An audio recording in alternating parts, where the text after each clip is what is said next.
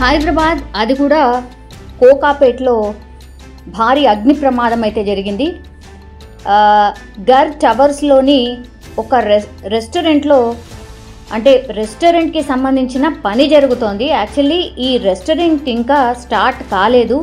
ఆ రెస్టారెంట్ పనులు జరుగుతున్నటువంటి టైంలోనే కిచెన్కి సంబంధించిన వర్క్ జరుగుతోంది. అంటే పైప్ లైన్ ద్వారా వీళ్ళు గ్యాస్ కనెక్షన్ ఇచ్చే ప్రయత్నంలో భాగంగా ఒక్కసారిగా ఆ ఫైర్ వేవ్ అనేది క్రియేట్ అయ్యి ప్రమాదం జరిగినట్టుగా ప్రాథమికంగా అయితే పోలీసులు ఇన్ఫర్మేషన్ ఇస్తున్న పరిస్థితి అయితే కనిపిస్తోంది. సో దానివల్లనే ఈ బ్లాస్ట్ జరిగినట్టుగా కూడా చెప్తున్నారు. సో అందులో వర్కర్స్ ఎవరైతే ఉంటారో వాళ్ళే పూర్తిగా గాయపడ్డట్టుగా చెప్తున్నారు.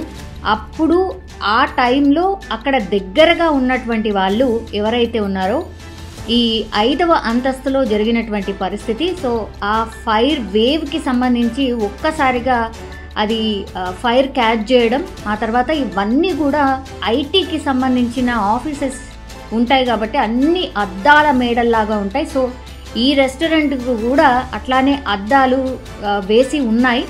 సో అట్లాంటి టైంలో ఒక్కసారిగా బ్లాస్ట్ జరగడం, ఆ అద్దాలన్నీ పగిలి కింద పడిపోవడం, ఇట్లా ఆ ఇన్సిడెంట్ చాలా ఫాస్ట్గా జరిగిపోయిన పరిస్థితి అయితే కనిపిస్తోంది. సో అందులో ఇప్పుడు ఆ రెస్టారెంట్కి సంబంధించిన వర్కర్స్ ఎవరైతే వర్క్ చేస్తూ ఉన్నారో వాళ్ళకి గాయాలయ్యాయి. ఆ దగ్గరగా ఉన్నటువంటి వ్యక్తికి అయితే 50% కాలిన గాయాలైనట్టుగా చెప్తూ ఉన్నారు.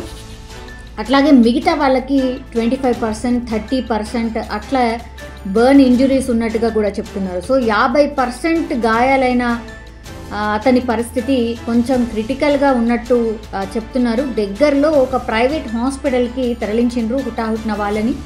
సో ఫర్దర్గా వాళ్ళకి ఇంకా మంచి ట్రీట్మెంట్ కావాలంటే కూడా అది కూడా చేయబోతున్నట్టుగా కూడా చెప్తున్నారు. కానీ ప్రాథమికంగా ఈ అగ్ని ప్రమాదం జరిగినట్టుగా పోలీసులకు ఈ కంపెనీ వాళ్ళు ఎవరైతే ఈ ఓనర్ ఎవరైతే ఉన్నారో అతను ఇన్ఫర్మేషన్ ఇవ్వలేదు. ఈ ఘటనను చూసిన తర్వాత స్థానికులు ఎవరైతే ఉంటారో IT sector, IT people and అక్కడ ఈవినింగ్ అవర్స్ కాబట్టి చాలా పెద్ద హడావిడి ఉంటుంది. ఎందుకంటే ఈట్ స్ట్రీట్స్ అవన్నీ కూడా ఉంటాయి. అటు ఇటు వెళ్ళే వాళ్ళు చాలా ఎక్కువగా ఉంటారు. అట్లాగే డ్యూటీస్ నుంచి వెళ్ళే వాళ్ళు కూడా చాలా ఎక్కువగా ఉంటారు. కాబట్టి ఆ టైంలో జరిగినటువంటి ఇన్సిడెంట్ ఒక్కసారిగా పేలుడు జరగడం, శబ్దం రావడంతో ఆ స్థానికులు ఎవరైతే ఉన్నారో వాళ్ళు పోలీసులకు ఇన్ఫర్మేషన్ ఇచ్చారు. పోలీసులు దెన్ డిఆర్ఎఫ్ టీమ్కి ఇన్ఫర్మేషన్ ఇచ్చారు. కానీ ఈ 5th ఫ్లోర్లో ఈ పేలుడు అయితే సంభవించింది. బట్ లోపలికి ఎవరిని అలో చేయలేదు. ఈవెన్ డిఆర్ఎఫ్కి సంబంధించిన టీం, అంటే డిజాస్టర్ మేనేజ్మెంట్కి సంబంధించిన టీం, మామూలుగా ఇట్లాంటి ఇన్సిడెంట్ జరిగినప్పుడు ఎక్కడైనా సరే వీళ్ళే ఫస్ట్ ఉంటారు. సో రెస్క్యూ ఆపరేషన్లో అట్లాంటిది వాళ్ళను కూడా సెక్యూరిటీ సిబ్బంది చాలాసేపు వాదించిండ్రు, లోపలికి ఎలో చేయలే.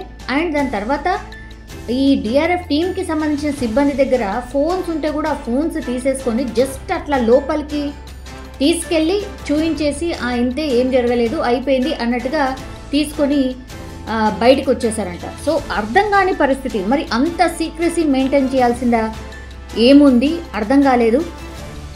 వీళ్ళు క్షతగాత్రులు ఎవరైతే ఉంటారో వీళ్ళు వర్కర్స్గా ప్రస్తుతం అయితే సమాచారం అందుతోంది.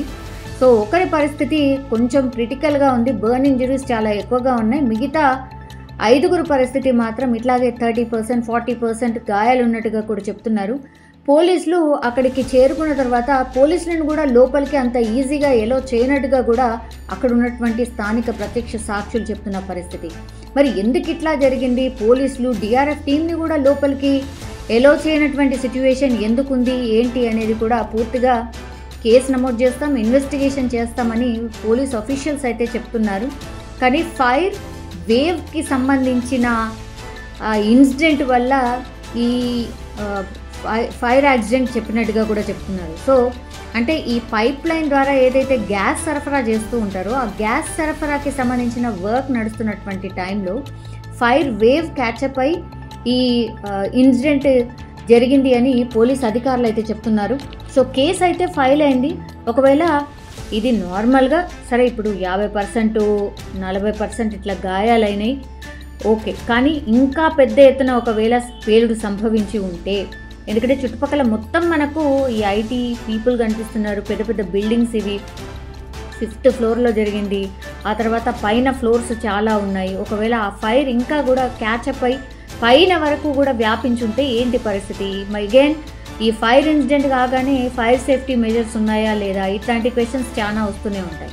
ఎప్పుడు ఎక్కడ ఫైర్ ఇన్సిడెంట్ జరిగినా ఇట్లాంటి క్వశ్చన్లే వస్తూ ఉంటాయి. అగైన్ ఇప్పుడు ఇక్కడ జరిగినటువంటి ఇన్సిడెంట్ ఏదైతే ఉందో గర్ టవర్స్లో ఈ ఇన్సిడెంట్ జరిగినప్పుడు కూడా మళ్ళీ ఈ ఫైర్కి సంబంధించిన మెజర్మెంట్స్ ఏమైనా ఉన్నాయా లేదా, దానికి సంబంధించి కూడా ఎంక్వైరీ చేస్తామని పోలీస్ అఫీషియల్స్ అయితే చెప్తున్నారు. కానీ ప్రాణాపాయం ఏం లేదు. 50% గాయాలైన వ్యక్తి ఒకరున్నారు, మిగతా వాళ్ళైతే కొద్దిగా బాగానే కోలుకుంటున్నారు అన్నటువంటి మాట అయితే పోలీస్ అఫీషియల్స్ చెప్తున్నారు. మళ్ళీ సిటీలో అగ్ని ప్రమాదం చోటు చేసుకోవడం, అది కూడా రద్దీ అండ్ అత్యంత రెస్టారెంట్స్ కావచ్చు, చాలామంది ఎక్కువగా ఉండేటటువంటి ప్రాంతము కావడంతో ఒక్కసారిగా ఈ వార్త చాలా త్వరగా స్ప్రెడ్ అయిన పరిస్థితి కనిపిస్తోంది.